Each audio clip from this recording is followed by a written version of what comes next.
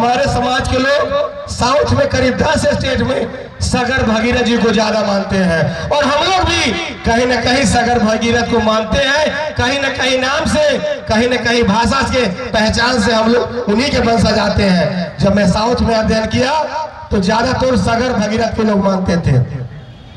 नदी, सागर किनारे, नदी तालाब किनारे हमारे समाज के लोग रहते थे, और अपना बिजनेस जो है, रोजगार जो है उनका, वो नमक का, सोडा का, ये सब तैयार करने में वही नदी नाली की भूमिका हमारा सबसे योगदान था। तो नदी, राजा सगर से हमारा मिला हुआ एक रिश्ता है। राजा सगर, राजा भगीरथ जो अपने 60,000 को मुफ्त दिलाने के लिए अपने पूर्वजों को तपस्या करके माँ गंगा को धरती पे लेके आए।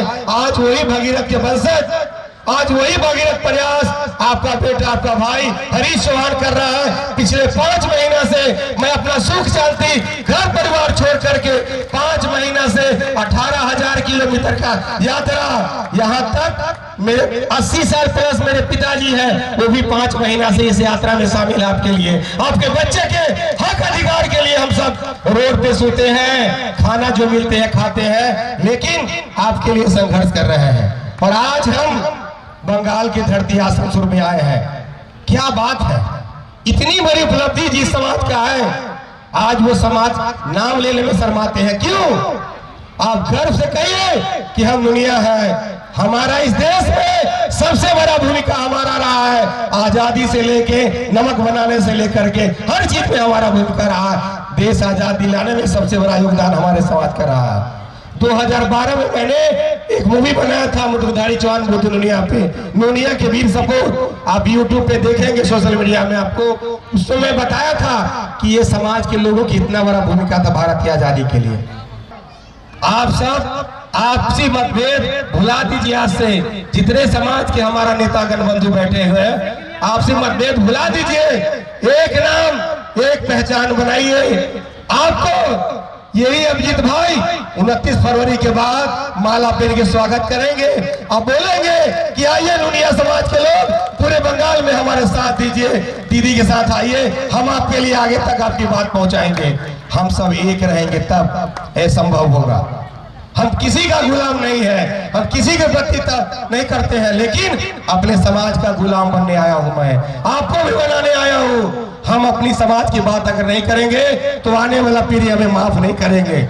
हमारा बच्चा पूछेगा क्या हमारा इतिहास है, क्या बताएं आज तक आप लोगों ने। जितनी बातें आपको बताया हूं, क्या इससे पहले आप लोगों को मालूम था? इस हिंदुस्तान में जितना भूमिका है शायद किसी का नहीं होगा, लेकिन 10,000, 5,000, 25,000 लोग हाथी घोड़ा ऊंट लेकर के आपका स्वागत किया कर्नाटक में।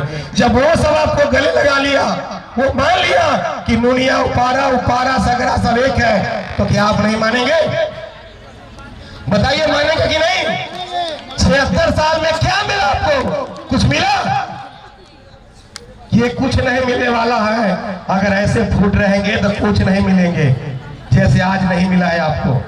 आज एक सांसद विधायक आपको नहीं बोला, इसका कारण क्या है? आपसी फूट। आप सब एक बार एक मंच में 20-50 हजार लोग अब इस भाई के साथ में दीदी के साथ पहुंचिए, दीदी के पास हाथ जोड़ के विनती कीजिए कि दीदी पूरे बंगाल में हम इतनी आबादी है, पूरे बंगाल नहीं पूरे देश में हमारी इतनी आबादी है। देखिए आपके लोग कैसे मानना शुरू कर देगा, कैसे पूछना शुरू कर देगा। इसलिए आप लोग से अपील कर रहा हूं कि अब कुंभकर्णी नींद से जागिए और जाग के उठ खड़ा होइए अपने समाज के लिए।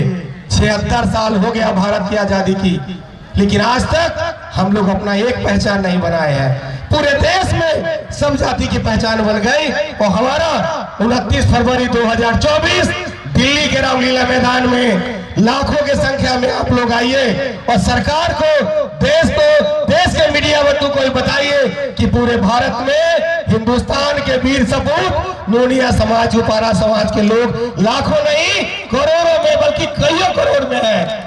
तब हमारा सपना साकार होगा, तब हमें लोग पूछेंगे। आज आप ये क्रांतिकारी रविंद्रनाथ टैगोर के धरती पे मैं आप सबको एक वचन लेना चाहता हूं कि आज से अपने समाज के लिए जिए आप लोग। सबसे पहले किसी का मानसिक गुलाम मत बनिए, अपने समाज के लिए लड़िए, अपने समाज के लिए खड़ा होइए, आगे बढ़िए। तभी हमारा विकास होगा।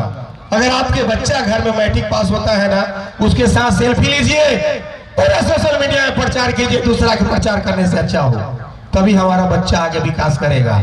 और ये सपना देखिए, जिस आयोग की मैं बात कर रहा हूं ना, वो आयोग हमारे भविष्य खोल सकता है। आरक्षण की कोई मांग नहीं करने आया हूं, ना सांसद विधायक की मांग करने आप लोग के लिए। 29 फरवरी को हमको एक समूह में भारत के तमाम राज्यों से हम एफिडेविट लेके हम तुम्हारे समाज के लोग आएंगे और दिल्ली के रामलीला मैदान में अपील हम करेंगे देश के तमाम मीडिया बंधु से और देश के सरकारों से कि हमको एक नाम के स्वीकार करो और मेरे लिए एक आयोग बनाओ। जिस तरह से 4-5 महीना पहले आपने लोहार के लिए आयोग बनाया है, जिस तरह बाकी भारत के आयोग बनाया है बाकी जातियों के लिए, उसी तरह एक आयोग बना के हमको एक साथ सम्मिलित कर लो, एक समूह में बांध दो। यही हम आपसे अपील करने आए हैं। ये अपील हमारे बच्चों के सुनहरा भविष्य बनाएगा। जब तक हमारा बच्चे पढ़ेंगे लिखेंगे नहीं, डॉक्टर इंजीनियर IAS PCS नहीं बनेंगे, शिक्षा की ओर नहीं अग्रसित होंगे, तब तक हमारा समाज का विकास नहीं होगा। हम 76 साल से पीछे हैं अगला पायदान पे जाने के लिए, लेकिन शुरुआत हमको नीचे से करना पड़ेगा, तभी हमारा समाज के बच्चे आगे बढ़ेंगे। आयोग बनेगा, आपके बच्चे भी डॉक्टर इंजीनियर बनेंगे, क्योंकि इस आयोग में इतना दम है, इतना पावर है कि आपको बच्चों को शिक्षित करने के लिए भी उसे फंड मिलता है। तो ये हमारा संकल्प होना चाहिए। मैं आप लोग से 29 फरवरी के लिए अपील कर रहा हूं, क्या आप लोग मेरे साथ देंगे? 29 फरवरी में दिल्ली के रामलीला मैदान में आएंगे ना? ये बहुत बड़ा हमारा संकल्प है। और देखिए, तमिलनाडु, केरला, मद्रास, चेन्नई, बिहार, बंगाल, उड़ीसा, झारखंड, पंजाब, हरियाणा, राजस्थान, गुजरात जब एक मंच पे आएगा, एक साथ खड़ा होगा, देश के तमाम जो ऊंचे पोस्ट पे बैठे लोग हैं ना, उनको पसीना छूटने आ जाएगा कि ये 20 करोड़ अब जग गया है। और जब हम जगेंगे तो हमारा अधिकार कोई रोकेगा क्या? पूरे देश में आपका मान सम्मान बढ़ेगा, आपका नाम लेंगे लोग। तो ये हमारा एक संकल्प है। अगर मेरी बातों से किसी को, मेरी बानी से अगर किसी को अगर बुरा लगेगा तो मैं क्षमा चाहता हूँ, लेकिन समाज की बात करने में अगर ऐसी गलती करना हो तो 1000 बार करूंगा साहब। अब सब हमारे से समाज के नेता बंधु हैं, मैं आपका बेटा, आपका भाई हूँ।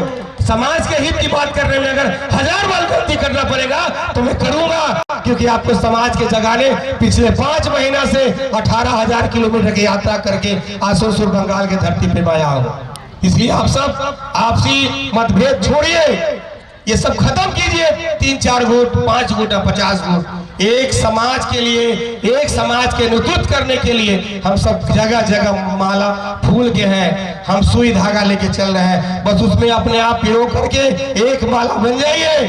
और ये भगीरथ जन कल्याण रथ यात्रा, जिस तरह से हजारों वर्ष पहले राजा भगीरथ, महर्षि भगीरथ अपना सुख शांति छोड़ करके अपने 60,000 पूर्वजों को मोक्ष दिलाया था मां गंगा को धरती पे लाके, उसी तरह आपका भाई, आपका बेटा हरीश पिछले 5 महीना से सुख शांति छोड़ करके समाज को जगाने के लिए रात दिन मैं एक करके रखा हूं।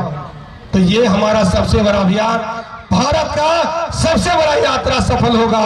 30,000 किलोमीटर से ऊपर का यात्रा आपका नुनिया समाज के लोग तय कर रहे हैं। सोचिए, ये 60-70 साल के लोग जब हमारे साथ कंधा से कंधा मिला के चल रहे हैं, क्या आप लोग 2-4 दिन अपने काम छोड़ के नहीं आएंगे अपने समाज के लिए? आएंगे ना? तो ये संकल्प लीजिए। दिल्ली के रामलीला मैदान में आप लोग से आह्वान, अपील कर रहा हूँ, विनती कर रहा हूँ, निमंत्रण दे रहा हूँ। मैं नेताजी से भाषण तो नहीं दे सकता हूँ, लेकिन 4-5 महीना में जो पीड़ा में देखा हूँ, गांव-गांव जा करके हर जिला में गया हूँ उस राज्य में, अपने समाज के बीच में उनकी पीड़ा जो देखा हूँ ना, वो दर्द से आपके बीच में मुझे बोलना भी आ गया। जिसकी 20 करोड़ की आबादी है, उसका ये हाल है, इसका जिम्मेदार हम हैं, क्योंकि हम अपने लिए कभी लड़े नहीं है। तो आप लोग से मैं विनती कर रहा हूँ, अपील कर रहा हूँ कि आने वाला 29 फरवरी दिल्ली के रामलीला मैदान आप सबका इंतजार करूंगा। आप सब प्लीज जरूर आएंगे और कुछ काम ऐसा कर चलो जो आने वाला समय में इतिहास बने, नाम आपका इतिहास के पन्नों में दर्ज हो, ये संकल्प के साथ अपने जीवन को आगे लेके चलिए। जो होगा देखा जाएगा। एक ही लक्ष्य, दिल्ली चलो, दिल्ली चलो, दिल्ली चलो। मैं इंतजार करूंगा। बहुत बहुत धन्यवाद। आसोसर के धरती बंगाल में बहुत प्यार सम्मान दिया आपको। बहुत बहुत धन्यवाद।